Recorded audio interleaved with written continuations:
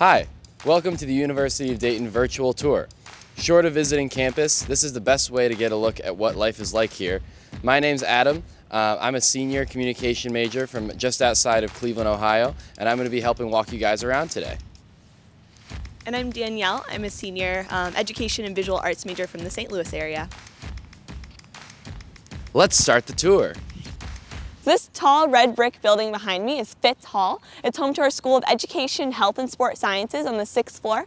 All of our music, theater, dance, and performance technology departments on the 4th floor.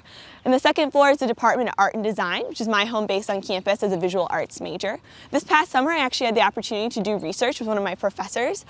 Typically, people don't associate art with research, but I actually had the opportunity this summer to become a studio assistant for my professor, who is a practicing artist. I also had funding to do my own research that I then presented at a summer portfolio show at the beginning of the year. Next on tour, we're going to talk about Frerichs Athletics Center. So that's actually right next door over here to your right. So that's home to our athletic offices on campus. We have 16 Division I sports. Most of their administrative offices are inside of there. That's also where our volleyball team plays. Right next to Frerichs Center on the other side, we can't really see it today, is where our soccer team plays. That's on Beaujean Field. The rest of our athletics play right across the river, about a mile away from here. We have free shuttles taking students to those games before, during, and after every single one. All of our sporting events are free for students to attend, with the exception of men's basketball. That's $5 for a single game ticket. $35 for a season voucher. That works out to about $2 a game, so it's really, really affordable. Frerichs Center is a very historic building on campus. We have had tons of different kinds of events there, everything from a Martin Luther King Jr. speaker event way back in 1964. Elvis Presley's performed there. We've even had ESPN College Game Day inside Frerichs Center, so a ton of stuff has gone on inside of there. It's a very exciting building on campus. So next up is our Chapel of the Immaculate Conception. The iconic blue dome behind me is a pretty recognizable building on campus. We are a Catholic Marianist university. We were founded by the Marianists in 1850, and Marianists are still very present on campus today. We have Marianist brothers, sisters, priests living and working throughout campus in all different departments. But a big focus of that Marianist heritage on campus is really community, inclusivity, and justice. We really have an emphasis on community here. Students are really encouraged to be a part of our community, whether they're Catholic or not. We have about 70% of students who identify as Catholic. The rest identify as other religions or no faith at all, but all of us are part of that same community. Inclusivity is another important aspect. We want to make sure that everyone feels welcome, whether they're taking part in campus ministry events or really anything around campus. And then lastly, social justice. We really have an emphasis on service. We have lots of opportunities for students to do service both in the Dayton area, back home in their hometowns, going for a breakout trip, service trip over spring break or Christmas break or even the summer, all the way to years of service that students often do after graduation. The building was built in 1869 but recently renovated in 2015, so let's check it out.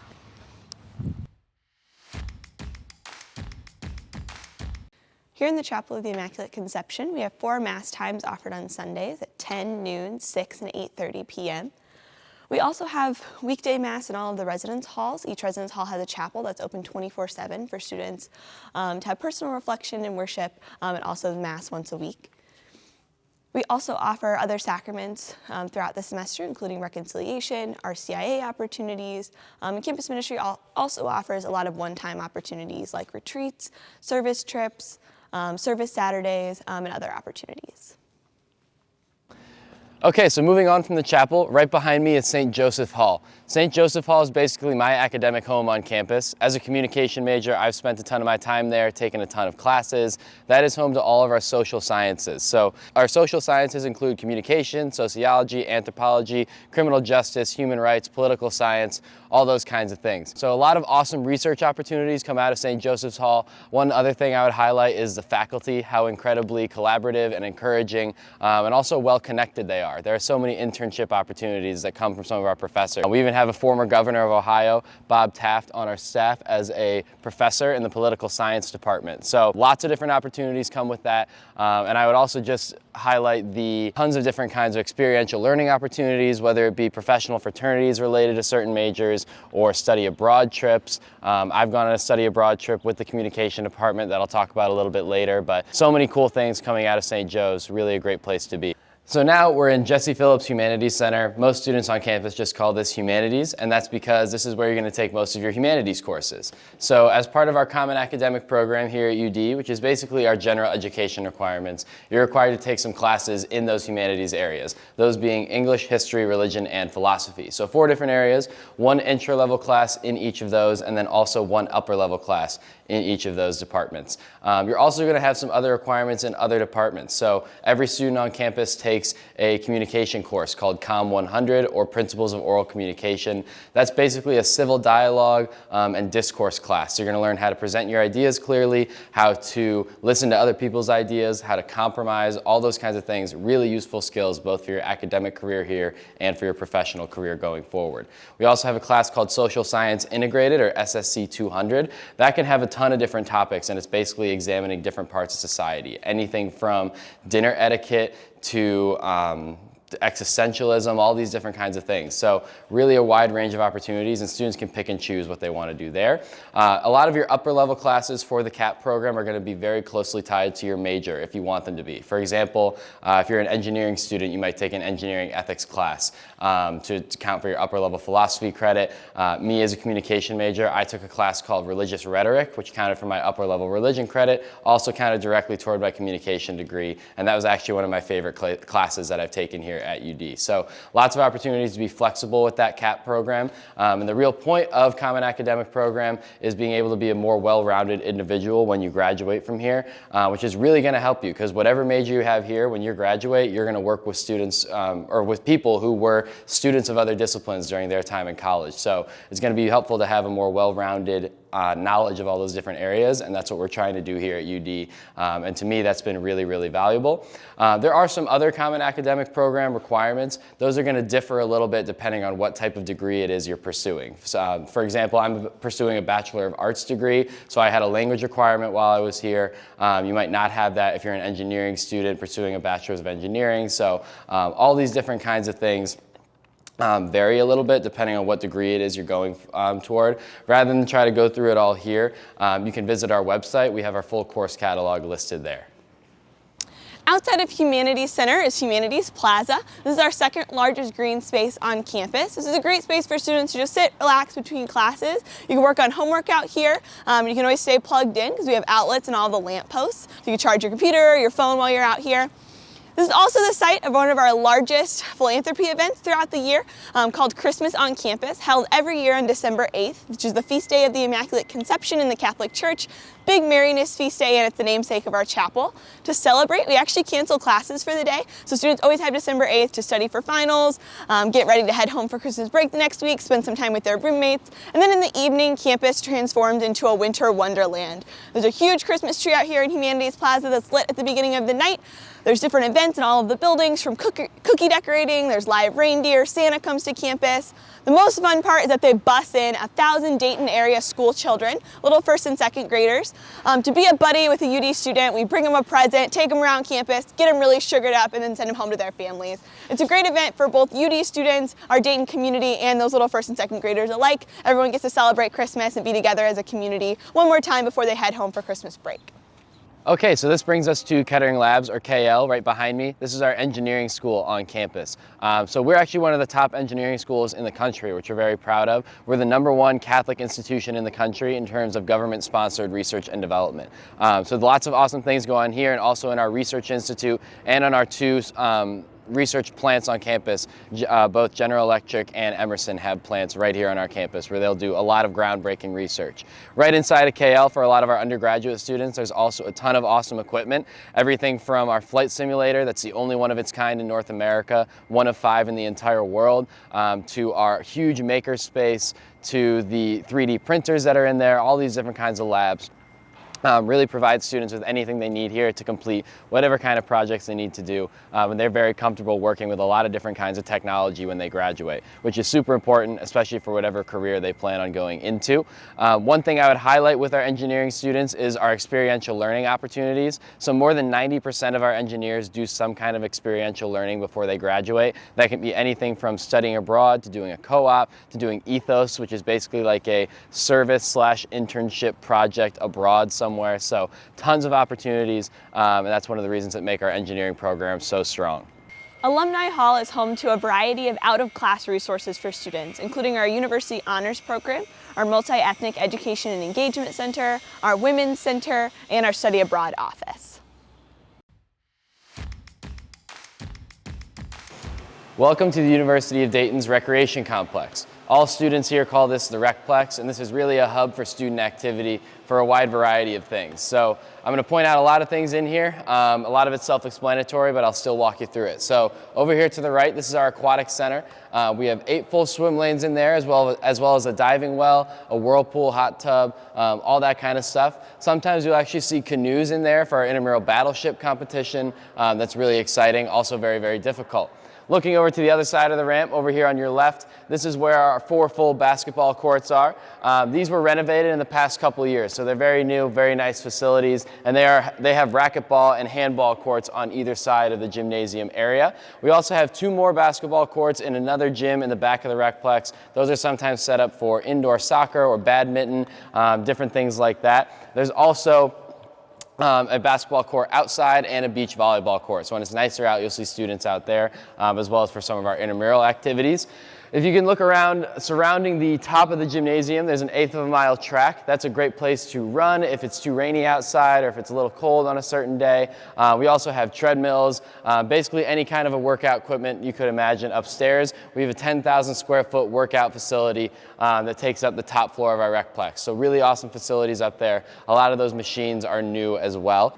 We also have an equipment rental center on campus where you can rent out any kind of recreational equipment you might need for absolutely free. Just show your student ID and they'll give you anything from a basketball to a bike to ping pong equipment, all this kind of stuff. So that's all free, as well as your access to the rec is absolutely free. Everything in here comes included with your tuition, including the rock wall directly to your right. That's one of the more exciting parts of what you see when you first walk in here. It's on a lot of people's bucket list to try to climb to the top before they graduate from UD.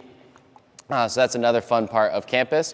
There are really only 2 things that would ever cost money to a student here in the Recplex. That's if you want to buy a smoothie after your workout from one of our Flyer Enterprise locations, or if you want to participate in some of our workout classes that take place upstairs. Those are $50 at the beginning of the semester for an all-access pass to as many classes as you want. Anything from Zumba to P90X to kickboxing, spin classes, all that kind of stuff. $50 is an all-access pass.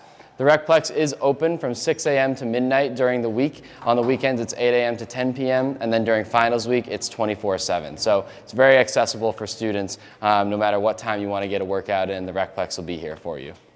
Gossinger Hall is home to student development offices, which includes our Office of Housing. If you ever have any questions about roommates, your housing all 4 years at UD, that's where you would go to get those questions answered. It's also home to our counseling center. We offer mental health counseling as well as career counseling to students. So any sort of emotional support that you need while you're here at UD, we have resources available to you for no extra charge.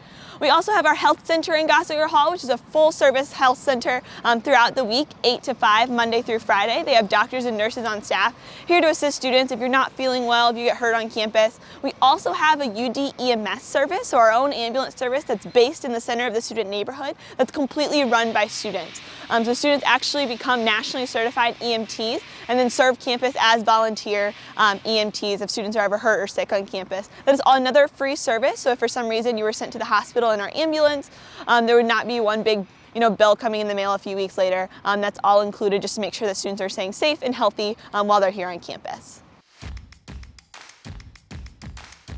Welcome to Marycrest, our largest first-year residence hall. Let's go check out a student room.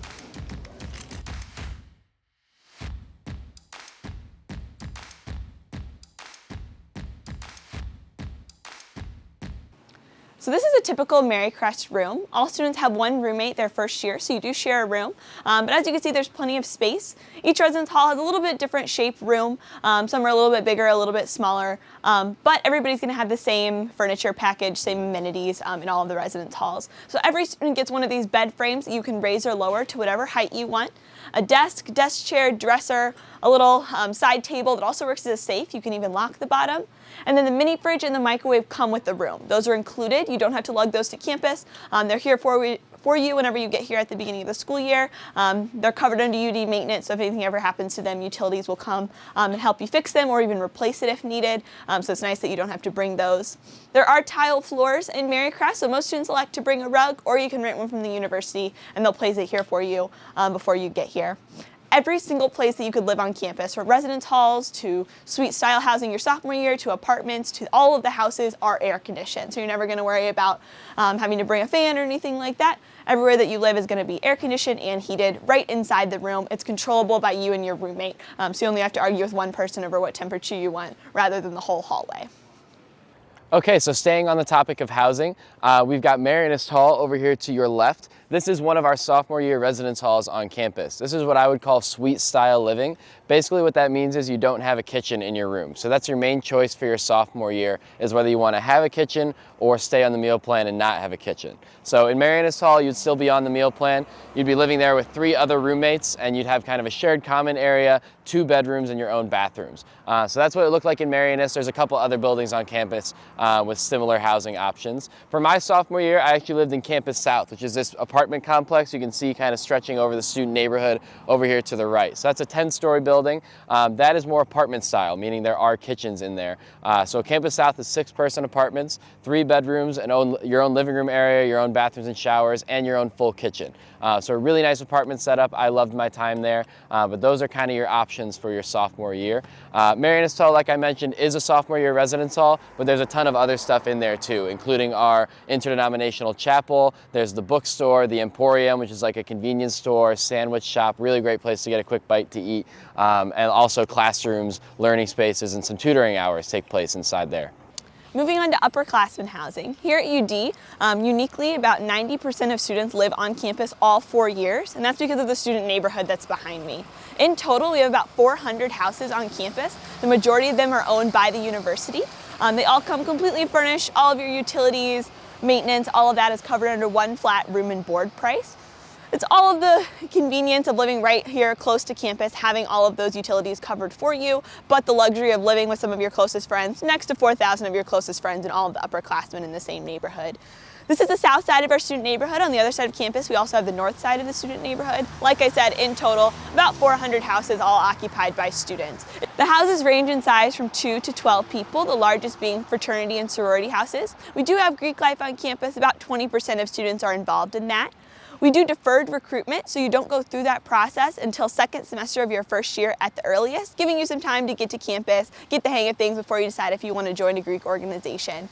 But we don't have a requirement for you to live there your sophomore year. Typically only the senior officers live in those houses. But the majority of the houses in the neighborhood are 5 to 6 people. I live with 5 other girls this year. We're even part of a special interest house, which means that you can designate one specific interest for your house. You even get some funding to host some events and really build that community with your neighbors in the area. I live in a Marianist student community in our honors house. So we have the opportunity to work with the honors department and campus ministry to host some different events. Things like Porch Fest, little music festivals on our porch, to art prayer nights, to open mic nights, right here in our house in the student neighborhood. UD is unique having the student neighborhood and the fact that students leave class on campus and walk right back to the student neighborhood together. So if you look over to my right, this is one of my favorite spots on campus. This is KU Field. It's right outside of KU, which is our student union. We'll get there in a minute. But KU Field is our largest green space on campus. Lots of events go on here all throughout the year. And on nice days, you'll see students out here relaxing, working on homework. This is always where I used to call my mom freshman year. So lots of awesome stuff goes on KU Field. 2 of our biggest events happen here. The first one's Culture Fest. So that's really a global event. So what that means is we have food from all over the world and cultural performances from all over the world, and that's a free event for students to come experience some of those things, which is awesome to see. We also have Up the Orgs, or Up the Organizations. That's probably the largest event that takes place on KU Field, and that's basically a student involvement festival. So we have over 270 different student clubs and organizations on campus on the first Friday of every fall semester. So right after first year students are done moving in and have their first week of classes under their belt, that's when we have that student involvement festival. So all of those clubs are going to be out here on KU Field. Everything from service clubs to sustainability clubs, club sports, Greek life will have tables, student employment opportunities. There's tons of different things out there, basically anything you could be looking for. And I encourage you to sign up for a lot of different clubs. My piece of advice that I give to a lot of students, especially first-year students, is when you get to college, make sure you sign up for at least one club that helps you keep up with something that you used to do in high school. So whether you played volleyball in high school, you want to play club volleyball here, or whether you were in student government in high school and you want to be in student government here, I encourage them to keep that interest going. I also encourage you to get out of your comfort zone, because I think that's one of the most important things you can do in college, is to get out of your comfort zone and try something new. For me, that was actually signing up to be a student ambassador, to give tours. I would have never done that kind of thing in high school. Now that I've been doing it here for 3 to 4 years, I don't know how I ever didn't. I don't know what my life would be like without being able to do this. So that's why I encourage people to get out of their comfort zone. I really think that's one of the most important things you can do to make friends, to feel comfortable at a university. And that's one of the reasons that I think it's really important that UD helps you do that starting in your very first week here on campus. They want to get you involved. And that's what Up the Orgs is all about. So this brings us to the Science Center. This is one of our largest academic buildings on campus, and it's home to most of our science and math courses and departments. So you'll spend some time in there as a UD student as part of your common academic program. This is also a great opportunity to talk about our average class size on campus. So the average class size is 27 students, which is a really healthy size. That'll mostly be for some of your lower level classes. So some of your intro level classes, those will be your larger ones. We only have 2 lecture halls on our campus. One of them is inside the Science Center. So we only have 2 lecture halls. Most of our classes are not super big. They'll be around 26, 27 students. In my personal experience, the longer I've been here, my classes have gotten smaller. So for my capstone class, which is kind of the class to cap off my major, that class is 12 students, which gave us an awesome opportunity to get to know our fellow students, to get to talk to our professors, and really made for an awesome experience. So over in the Science Center, lots of awesome research opportunities as well for students to participate in with professors if that's something they're interested in doing. And that building is just a great center for learning, kind of located in the center of our campus. This is Kennedy Union. This is our student union. It's basically our hub for activities on campus.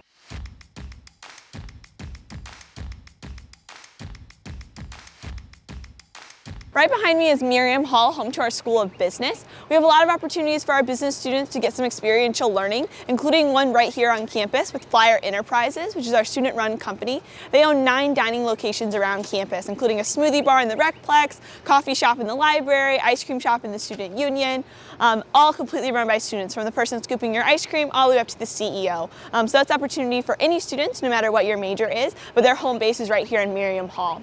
Connected to Miriam is the Anderson Center, which is home to our computer science department and our IT department. The Reich Center is home to our Center for International Programs. It also works very closely with our Office of Education Abroad, so basically our study abroad programs. We have some amazing study abroad programs that are open to students of all majors. So no matter what you're majoring here, if you want to study abroad, if that's something your heart's set on, you're going to be able to find a way to do that. So we offer programs all throughout the year. Some of them are as short as a week, maybe over your spring break. Some of them are as long as a full year, perhaps a year-long immersion in India. Some of them are specific to a certain major. Some of them are more general education based. So there's lots of different types of programs you could be involved in. And we offer study abroad programs to every continent on Earth except for Antarctica. So really anywhere in the world you want to go, you're going to be able to go. I actually had the opportunity to study abroad my sophomore year here, the summer after my sophomore year. I went to Sydney, Australia for 6 weeks with the communication department. So 2 of our communication professors went with me. They each taught a class that counted directly toward my degree. We also had internships while we were there that counted for class credit. So for 6 weeks, I was living and working in downtown Sydney, which is one of the most incredible experiences of my life. And I think that's something that you hear pretty commonly from people who have studied abroad, is how much they loved that opportunity, because it's really one of the most rewarding and I think just one of the most cool things you can do while you're a college student. You don't get many opportunities like that once you graduate. So I just want to, as much as I can, stress to at least think about studying abroad while you're in college. And my advice would be to talk to your advisor in your first semester on campus to figure out when the best time to do that would be. So we just entered Resch Library, which is our undergraduate library here on campus. It's actually 7 stories tall, and we operate on a sound system, so it gets quieter as it goes up. So we're actually on a noisy floor right now, which means that students down here can talk at normal levels, have conversations, and not worry about disrupting anyone. If you need silence to study, you would head up to the 5th or 6th floor, which are completely silent for students who really need to kind of zone in, write a paper, work on an assignment. There's always going to be a spot in the library that works for you. You'll also notice that there's a lot of different kinds of seating inside the library. Before they did a renovation about a year ago, they actually did a furniture petting zoo where they allowed students to try out different kinds of furniture and pick their favorite ones. They chose the top few that students chose, and that's what you're going to see in the library here for students to study. So you'll see lots of different stools and tables and chairs, even little booths upstairs, so students can find the best spot to focus and really study in the library. There's also plenty of opportunities for huddle rooms or study rooms for students to check out online with their student ID number. They can meet in those rooms to work on a group project, write a paper, have a meeting for their organization, and those are all available for students as long as the library is open from 7 a.m. to 5 a.m. every single day. They only close for a few hours in the morning for cleaning. Besides that, students are here studying and working on papers, kind of having this comfortable space to work throughout the year. To finish up the tour, one of the last and most important things I want to talk about is public safety. The University of Dayton takes safety for its students very, very seriously. That's one of the reasons I feel very safe here on campus. We have a lot of different initiatives to help promote safety of students, and I'll run through some of those. So we have 30 private UD public safety officers. What that means is our public safety police officers are on the University of Dayton staff. They're not City of Dayton police, they're our own police force. They each undergo about 560 hours or more of training before they're allowed to be a campus police officer, so they're very prepared to face any situations they might face. They're around the student neighborhood and around campus 24/7. There's usually at least 3 of them on patrol, and sometimes there's a little bit more depending on the time of day, things like that. So they're always very accessible in case they're ever needed, and they're based right on campus, so they can be anywhere they need to be very quickly. We also have blue light systems on campus, so you may have seen some of the towers we were walking around today. There is one down by the visitor station over to your right. It might be tough to see right now.